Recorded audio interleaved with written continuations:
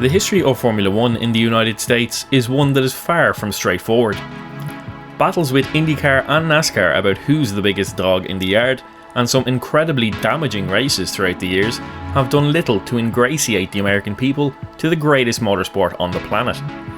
Despite this checkered past, Las Vegas will become the 12th venue to host Formula 1 stateside, showing that they finally cracked the elusive US market.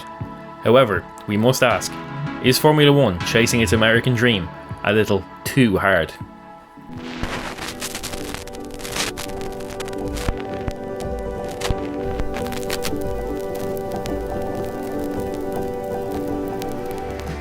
Formula 1 has been in America for longer than you may think, and it has an illustrious road racing history of its own dating back to the very beginning of the 20th century. The first recurring organised event was the Vanderbilt Cup, held in Long Island, which attracted competitors from across the United States and Europe alike. Motorsport was becoming the next big thing in the pre-war United States and was growing seemingly exponentially in the Grand Prix era, one of the first recorded touring competitions which awarded the same trophy for competing on a variety of tracks. It attracted the big names from Europe such as Fiat, Benz, Peugeot and Renault, and the American competition was coming from Buick and Mercer. However, as the spectre of both world wars loomed large over the globe, the ability and appetite to host large-scale motorsport events waned, and it never really recovered in the United States until the late 1950s. While the Indianapolis 500 kept the United States' interest in the F1 Championship, it was really an event ran by the owners of the Indianapolis Motor Speedway, and the European competitors from F1 were very much seen as the enemy. A similarly structured event took place in 1958 at Riverside International Raceway, hosted by the Sports Car Association of America, which included competitors from F1, NASCAR, IndyCar and privately entered sports cars, the race being won by Chuck Daigh in his Scarab from Dan Gurney in his Ferrari.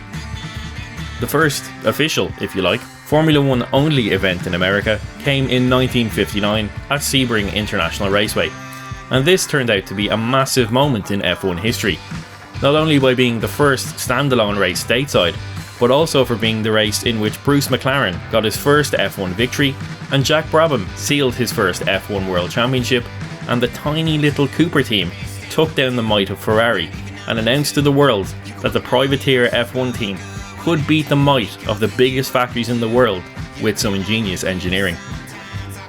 F1's permanent home in the United States for the next 19 years would be the storied Watkins Glen circuit in New York State.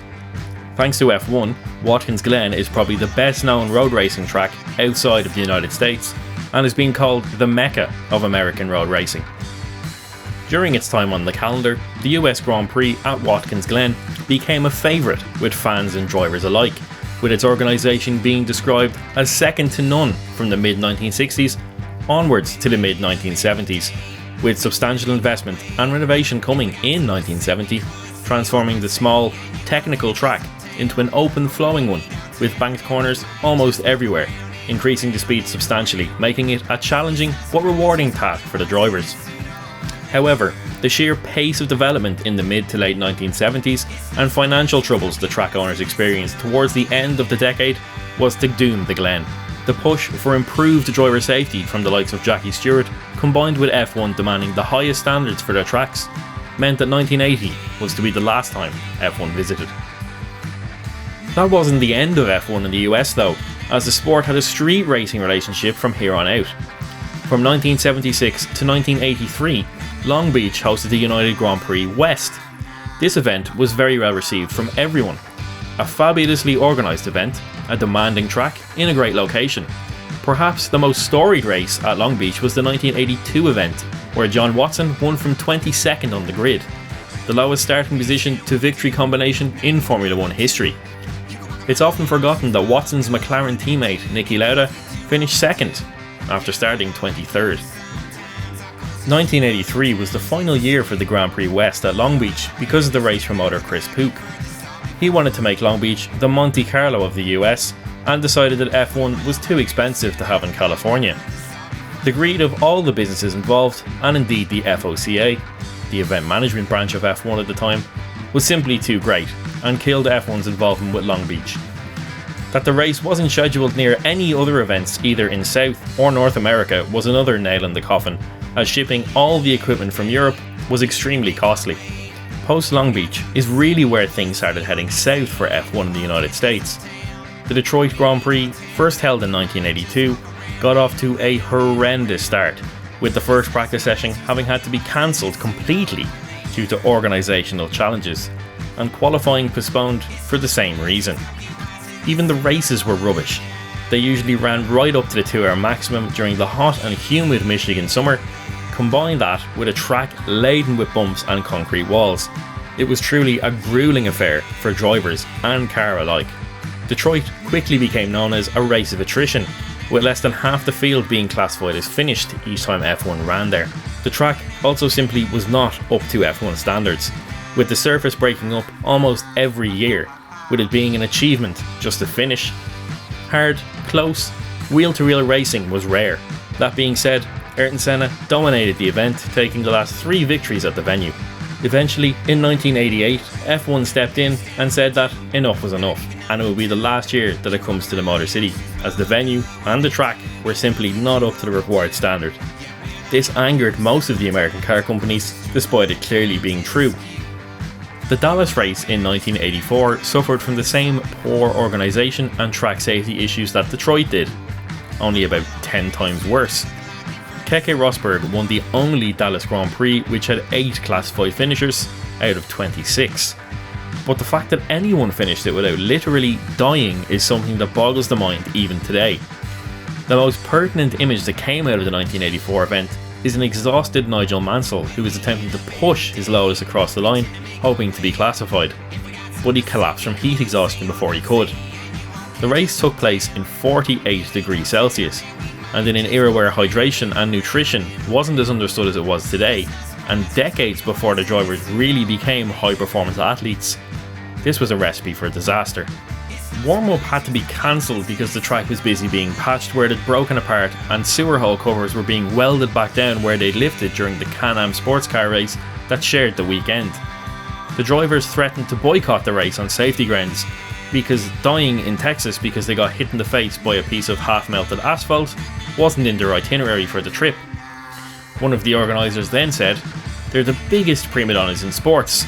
They bitch about everything," which obviously didn't go down very well. To apologise, another more level-headed organiser said that he would work closely with F1 organisers to improve the standard of the venue for 1985, and was considering taking legal action against the paving company that laid the track for inadequate work. However, instead of that happening, the FBI and SEC launched an investigation into alleged fraud by the holding company for the Dallas race. The most infamous adventure of F1 in the 1980s comes from Las Vegas and the Caesars Palace Grand Prix. Yes, the casino, which was literally held in a car park. I don't mean like Paul Ricard as in a ribbon of marked tarmac, but Caesars Palace literally closed their car park for a week, put up concrete construction barriers and held a race there. It was just about as horrendous as you think it was. It was flat, all the corners were essentially identical, and there was nothing in the way of facilities for the spectators. The casino lost an incredible amount of money from the venture, and was yet another failure of F1 in America in a short time frame. The actual title of United States Grand Prix had been out of commission since the demise of Watkins Glen, and it returned in 1989 at the Phoenix Grand Prix. I mean, the US has already got a history of hosting races that are clearly too hot for any sort of outdoor event, so why not host it in a state that is essentially just an arid desert? Another problem was that because American cities are designed well, and usually on a grid system, there wasn't exactly many exciting corners, with almost every single one being a slow 90-degree right or left. Great for overtaking, poor for watching. F1 left the States for nearly a decade after Phoenix, only returning in the year 2000 to the great Indianapolis Motor Speedway for the first time since the combined rounds took place in 1960, and the first with the purpose-built infield section constructed specifically for Formula 1. F1 at Indy was supposed to be the great revival of Formula 1 in the US, and it was supposed to be the event that finally broke the market for good after all the lackluster failures of the 1980s, giving the championship a proper home stateside. But it turned out to be anything but that. In fact, it turned out to be one of the biggest, unmitigated disasters Motorsports has ever seen. While the track was clearly amazing, being at the largest spectator arena in the world, and the infield was a solid addition for F1, it was the tyres that ended up creating the most farcical Grand Prix in history. A tyre war is something you never want to have in any top level motorsport. Having racing being won because someone's rubber works better at one venue as opposed to another is rubbish. But that's what we had in the early 2000s. Michelin and Bridgestone were the two suppliers, and Michelin ended up being suppliers to the vast majority of the grid. Without getting into the technicals too far, Michelin made a tyre that provided a lot of grip, whereas Bridgestone made one that was more durable than volcanic rock. In simple terms, more grip equals more flexibility in the material, so the Michelins could not cope with the massive load put through them by the banking at Indianapolis, with some huge crashes, most notably Ralf Schumacher, twice caused by Michelin tyres failing. On safety grounds, in 2005, after Schumacher's crash in practice, Michelin runners were told that they wouldn't be allowed to run the race. Schumacher had crashed in consecutive years in the same place. Toyota test driver Ricardo Zonta also had the same accident with the same cause, a blown left rear tyre, potentially putting drivers and fans in the firing line. The team bosses desperately tried to find a solution. They asked Bridgestone to provide more tyres, but they wouldn't be able to provide enough in time for the race. Putting a chicane on the banking was suggested to slow the cars enough to allow the Michelin tyres to run. Ferrari, Jordan and Minardi, who decided they shouldn't be punished for picking the right tyre, threw this out, as F1 rules dictate that a unanimous vote needs to pass before any changes are made to an event. So, Sunday arrived. All the cars thrown to the grid and completed the formation lap, except at its end, all 14 Michelin Shaw cars, including championship contenders Fernando Alonso in his Renault, and both McLarens pulled into the pits to retire from the race. This left the sorry sight of Ferrari at the head of the grid, with the always slow Minardi team and a basically defunct Jordan team to take up the final two rows. What followed was the two Ferraris floating around for an hour and a half, and two of the slowest teams battling for a podium. It was the worst race that's ever happened, and everyone, including me, thought that F1 had blown it with making its mark on America. People had paid huge money to see the race at Indianapolis, and keep in mind this was way before F1 races were genuine events, with music, food and all the good stuff like they are today. You paid massive money, watched the race and went home. That was it. Imagine the rage you'd have if you turned up to Indy having paid a few weeks' wages to see 6 F1 cars. You'd be fuming. And this is where we find ourselves today. The return of the championship to the States has been a roaring success. COTA is an excellent event for the fans and is well organised. Miami is doing well for exposure, and Las Vegas will be a blockbuster weekend. But this has shades of the dark times in the 80s about it as well. COTA in Austin has been slated by drivers and riders from the top championships such as MotoGP because the surface is simply not good or safe enough for top level racing and the high speed achieved at such a track. Aprilia's Aleix Espargaro has suggested that if the surface is not completely resurfaced for 2024 to rectify the bumps, that he would lead the charge on a rider boycott in MotoGP. Criticism has come from many drivers in F1 too, including Lewis Hamilton, Checo Perez, Max Verstappen and Lance Stroll. Apparently these issues are due to where the track is built and the fact that the earth used to make the famous undulations at COTA is constantly on the move and is essentially ripping the track apart, causing these seemingly unfixable and dangerous bumps. So that means that COTA is going to be enormously expensive to keep up to the standard required of elite level motorsport, and with the history of fragile holding companies in charge of American Grand Prix, could COTA already be in a lot of trouble. Then you have the Miami Grand Prix. Funnily enough, like the Caesars Palace Grand Prix, it's also held in a car park. The two races we've had there to date, I don't think it's going to be going down in history as a fantastic circuit. It's a race that's held so influencers can have a good time and update the Instagram. But for the average fan and television viewer, it's a pretty rubbish spectacle with processional racing, and it's a downright boring racetrack. Let's not even get started on those driver introductions. What a cringe fest. Miami is one of those races that will never be one that meshes with the fans in my opinion. unless massive changes to the circuit happen at the very least. The layout, while nicely squeezed into a relatively small area, is not something that promotes good racing. It suffers from the Phoenix problem that we talked about earlier. The only passing opportunities come at the end of straights, with some slow corners, and the corners in between are not impressive to watch cars go around.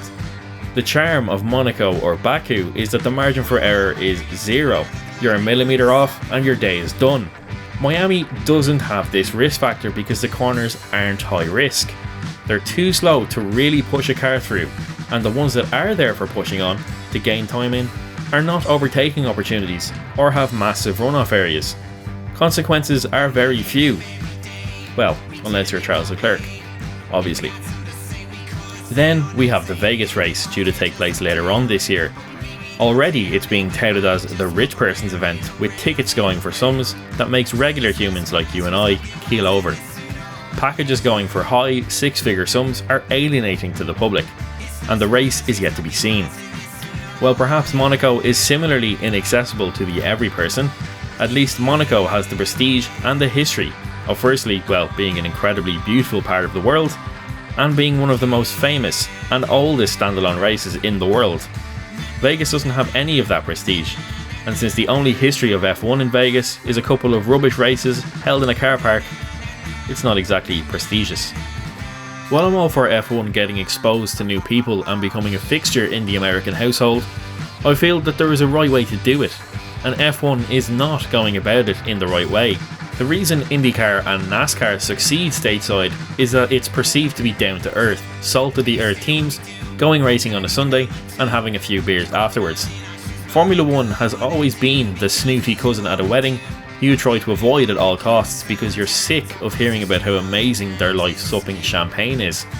I feel like despite the popularity of Drive to Survive stateside, the sport is risking entering that territory again. Not only have the already pretty expensive tickets blown up in Europe in the past few years, but Vegas and Miami are coming out of the gate with insane prices to attend the races, and there's no guarantee they're actually going to be any good. COTA, from what I've read, is priced extremely well for what you get with regards to concerts, food and general festival type events, but with the ongoing serious issues with the track surface, how much of that investment will actually be invested into the track to keep these events on the cards? Formula 1 has always dreamed of being ingrained into American sports culture, and with the emergence of Drive to Survive and its boon in popularity, it is the best opportunity to do so. However, I think it's gone about it in completely the wrong way, and risks repeating history by putting on too many events that are mediocre for the viewer, which is ultimately what matters. Having multiple events come and go, especially if they're deemed not good enough by those pesky Europeans, it's just going to leave us back where we started. F1 having a fractious relationship with the American market. But ultimately, if you put rubbish races in a racing series, you will not be keeping events with history. Hell, history is the only reason Monaco wasn't nerfed off the calendar years ago. What do you make of F1's American push? Do you think they're going about it the right way? Let us know in the comments below. Always love having a chat about these things. If you liked the video, hit the thumbs up and also hit the subscribe button too to help us out. But for now, that's it from me and the 41 and 3. See you next time.